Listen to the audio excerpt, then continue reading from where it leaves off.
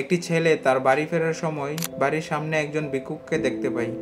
ঠান্ডাতে কাঁপছিল সে, বেচারা হালকা একটা শার্ট পরে বসেছিল। ছেলেটি ভিক্ষুককে গিয়ে জিজ্ঞেস করলো, আপনার কি ঠান্ডা লাগছে না? ভিক্ষুকটি উত্তরে বলে, ঠান্ডার মধ্যেও না খেয়ে থাকা আমার অভ্যস্ত হয়ে গিয়েছে। ছেলেটির তার প্রতি মায়া আসে। সে বলে, এইভাবে থাকলে তো আপনি অনেক বেশি অসুস্থ হয়ে যাবেন। আমি এখনই আপনার জন্য গরম জ্যাকেট এবং খাবার নিয়ে আসছি। ভিক্ষুকটি খুবই খুশি হয় এবং অপেক্ষা করতে থাকে। ছেলেটি ঘরে গিয়ে কিছু জিনিস হাতেও উঠায়, কিন্তু পরবর্তীতে ফ্যামিলির সাথে মিশতে মিশতে বাইরের কথা একদম ভুলে যায়। পরের দিন সকালে ছেলেটির ঘুম ভাঙতেই সে দৌড়ে বাইরে যায়। বাইরে গিয়ে দেখে একদম ভিড় লেগে আছে, কারণ ভিক্ষুকটি মারা যায়।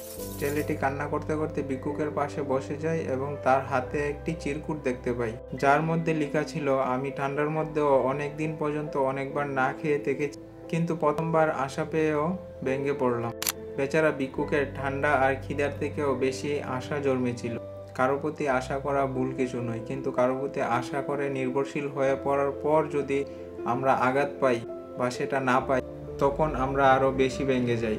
সেটা হতে পারে আমাদের কেরিয়ার বা রিলেশনশিপ।